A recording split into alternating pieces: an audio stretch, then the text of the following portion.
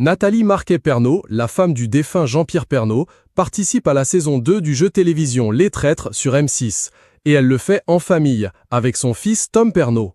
Miss France 1987 s'est souvent confiée sur son 6e, mais pour le jeu, elle nous a livré que ses pressentiments ne l'avaient pas du tout aidée.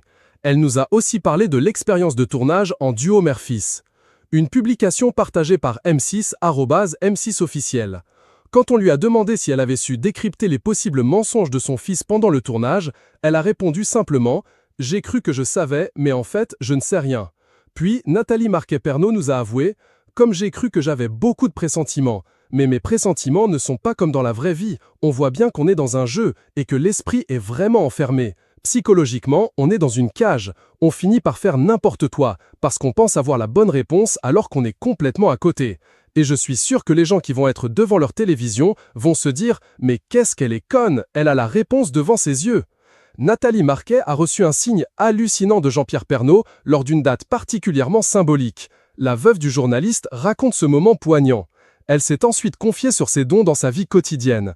L'animatrice nous a assuré « C'est un truc incroyable. Dans la vraie vie, je décèle beaucoup les sentiments des gens. J'ai un 6e sens que j'utilise beaucoup. Je fais des rêves prémonitoires. J'ai des trucs sensationnels. Alors que là, dans le jeu, je n'avais rien. » Toujours taquin, le magicien Éric Antoine lui a alors demandé « Et ça ne t'a pas mis en doute sur tes rêves prémonitoires dans la vie ?» Rire. Ce à quoi elle a répondu très sérieusement « Non, parce que j'en ai fait encore 2 qui sont passés. Mais c'est toujours des rêves qui sont violents. » Et lui sont très tristes, sur la mort et tout.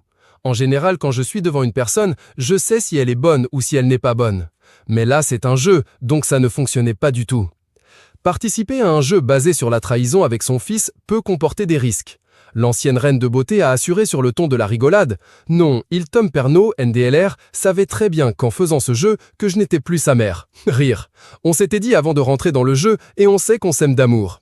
Éric Antoine a tenu à ajouter son grain de sel en déclarant « Avant le jeu, elle préférait son fils et depuis, elle préfère sa fille. » Rire. Plus sérieusement, la maman a repris « C'est qu'un jeu, on le sait très bien et il faut s'y préparer. » Et on s'est donné à fond, lui comme moi. Elle nous a aussi assuré qu'il ne s'était pas imposé de limites à ne pas dépasser entre eux pour vivre l'expérience pleinement. Une publication partagée par M6, @M6 officiel. Une maman reste une maman. Nathalie Marquet n'a pas manqué de rappeler les conditions de tournage assez rudes.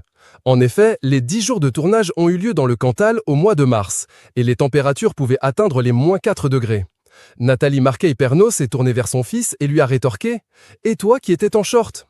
Je lui avais dit en partant « Prends un jogging parce que tu vas avoir froid. » Tu m'as dit « Mais non, j'ai toujours chaud. » Là, il a regretté « Maman, j'aurais